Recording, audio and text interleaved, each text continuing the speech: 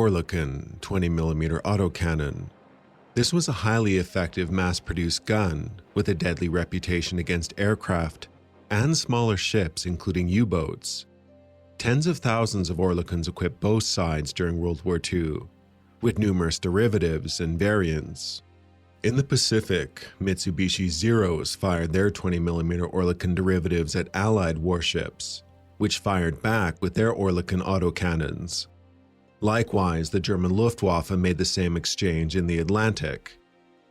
As an anti-aircraft gun, the Oerlikon 20mm autocannon was one of the best short-range guns of the entire war, and equipped in great numbers. A single Essex-class aircraft carrier could have over 50. In the Pacific, Oerlikon cannons were responsible for shooting down hundreds of Japanese aircraft, approximately 618 between 1941 and 1945. That means the cannon shot down more than 5 times more planes than the 30 caliber, 50 caliber, and 1.1-inch guns combined. Between December 1941 and September 1944, Oerlikon gunfire was responsible for 32% of all Japanese aircraft downed by the US Navy. The origin of the Oerlikon dates back to a 20mm cannon used during World War I, the 20mm Becker, which also used an advanced primer ignition blowback method of operation. The Oerlikon's design is unusual for its size, as the bolt is not locked to the breech of the gun at the moment of firing. It's a simple blowback design you'd more commonly see on smaller caliber weapons. With such designs, the primer of a round is ignited when the bolt is still moving forward, which does require a meticulous design to ensure the proper balance and equalization of forces between the projectile weight, propellant charge, barrel length, bolt weight, and return spring strength. The Oerlikon carefully balances this force using, for example, a chamber longer than needed to contain the cartridge, a heavy bolt, and a large, powerful spring. The standard World War II variant of the Oerlikon, the L-70, had a rate of fire of 450 rounds per minute, but with the need to frequently reload the cylindrical magazines, this was in practice reduced to around 250 to 320 rounds per minute. Drum sizes were 45, 60, 75, or 100 rounds.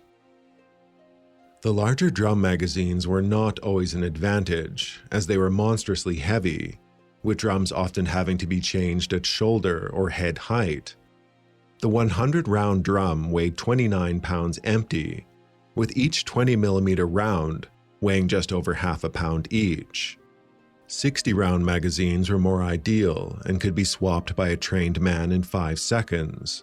The loader can be assisted by the spotter or assistant loader, with guns having up to a 4-man crew, and gun captain directing several guns. Range was effective to around 1.5 kilometers or just under a mile. Typically, the guns were pedestal mounted, and the gun can be moved left or right pivoting on its mount, and up and down using a crank wheel.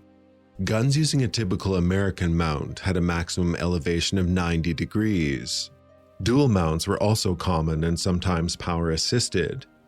Dual-mounted Oerlikons required separate right and left side drums. Magazines for the left gun were painted in a bright color to avoid mistakes when loading.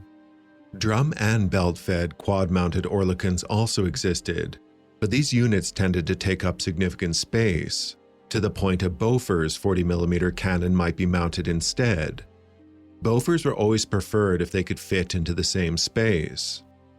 By the end of the war, the British had manufactured around 55,000 Oerlikon guns. They had a good reputation in the Atlantic, as they could be used against both aircraft and against U-boats, easily mounted to small vessels like the Flower-class Corvette. The Americans built around 125,000 Oerlikons, but didn't start replacing their 50 caliber machine guns with them until after Pearl Harbor. The Americans had the most success with the guns in 1943.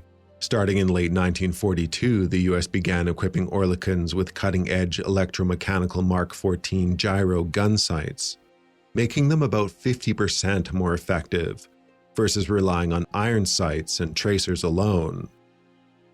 The Oerlikons fired high-explosive rounds, with a tracer round every second or third round.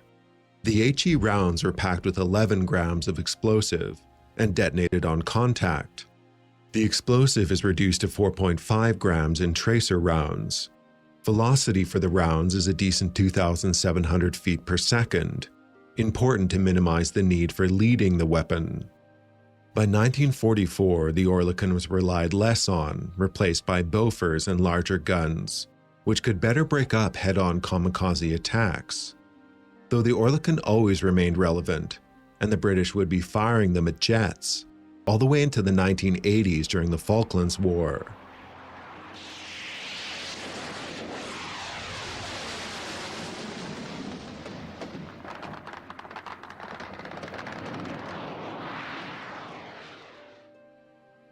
Alright, I'm Johnny, thanks for watching. Hopefully we can all appreciate that the best leaders aren't always found on the bridge, but at AA gun stations. Anyway, do take care. Have a nice rest of your day.